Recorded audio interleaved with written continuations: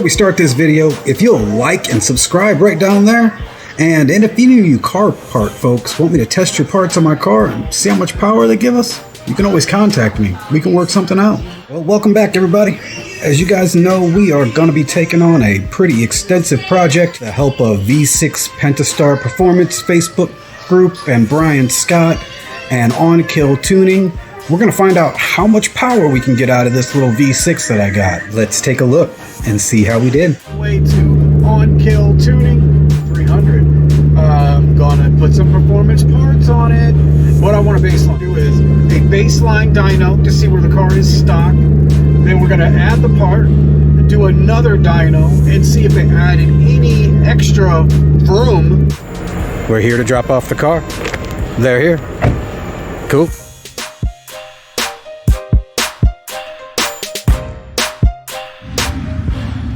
Hey there, Ryan with Onkill. We've got the Ghost in today for dyno tuning. We're going to see what we can find out of this little V6. We're going to strap the front onto these hooks right here. That'll help us perfectly center it with the roller back here in the back. The next thing we're going to do is connect the front straps to the front lower control arms.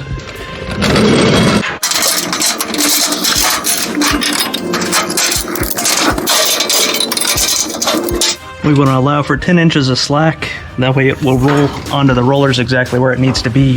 With these straps, you need at least one full rotation of the strap around the center shaft for it to hold it in place. So we end up with the straps looking a little bit like this. They start here, and when they're tight, they pull to about here, and that looks about right. And those look pretty even. We're going to move this one back, and as we climb up the roller, that will stop us exactly where we need to be. Up on the roller, we're a little bit back of center now. That's where we want the car. So we're going to get the rear straps over the lower control arm.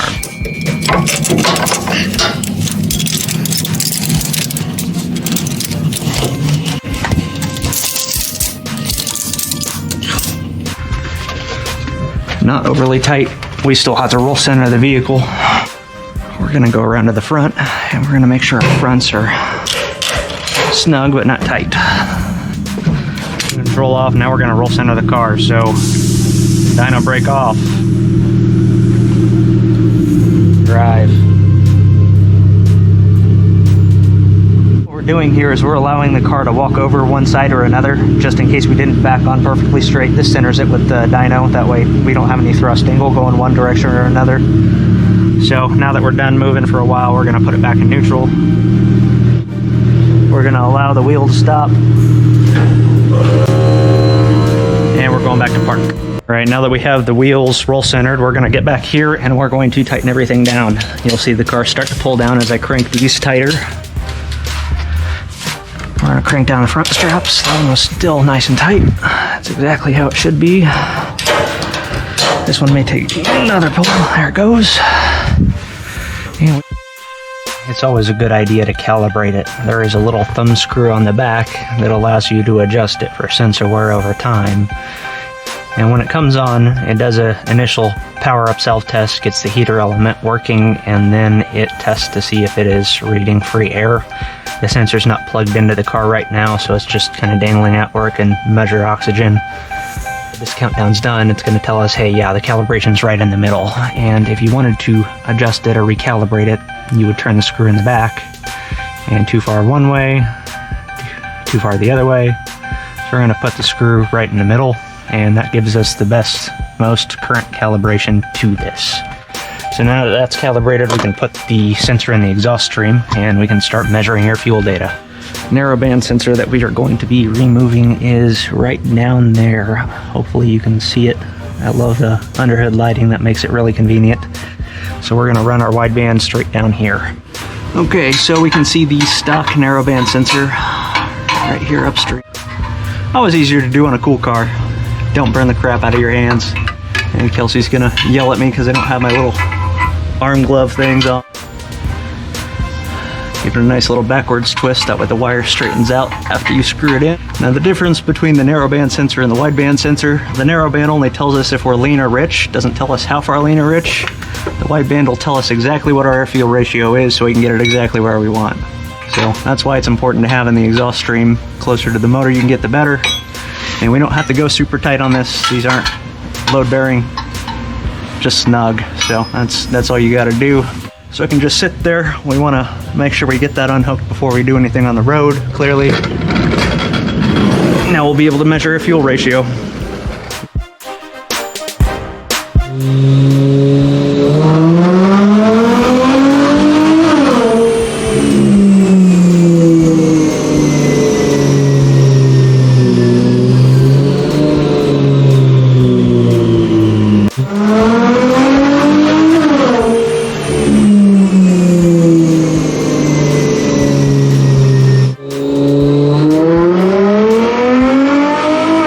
Recap, we made 2 consecutive pulls. One was 227.6 horsepower and 215 foot-pounds. The other was 226.9 horsepower and 213.34 foot. Everything was pretty close. The runs laid right on top of each other. We have a noticeable power dip here at about 5,300 RPMs.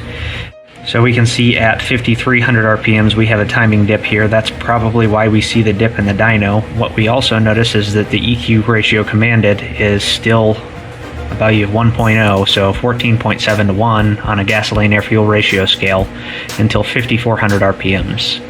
Then after that, fuel starts to ramp in to get us down to the power enriched EQ ratio that we actually want. And by this point, we're already out of gear, so that's not really going to work in terms of a performance calibration, but you know, that's really good for gas mileage. If you're not injecting the extra fuel and running the extra timing for power, it's not going to make the power, but you know, it'll get great gas mileage.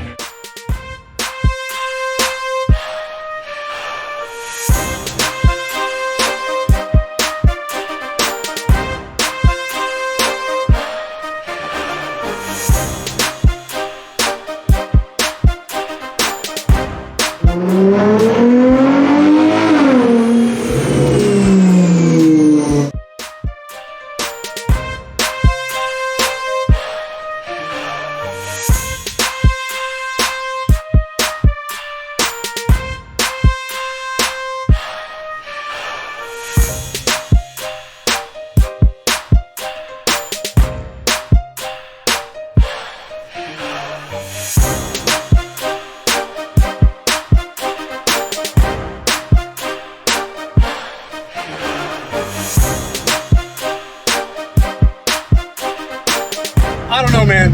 You probably haven't seen me smile this big in a longer. Hits it, dude. It is so much. Oh, man. Different beast. So excited. Overall, I'm extremely ecstatic, if you can't tell, with the tune. Feels great. Wish I would have got my transmission done, because I know I would have felt a lot more, but we're going to do that coming forward in the future. Good amount of money spent for a good feeling in the car. I suggest if you have any custom parts on your car that you definitely get a tune. I have no custom parts, and you saw what kind of horsepower they got out of the car. Onkill Tuning cares for your car while they're doing the tunes on your car. They got some great videos posted that are featuring ghosts, and if you click these links, it's all about the strap down and everything that they do while they're doing your dyno tune. So take a look.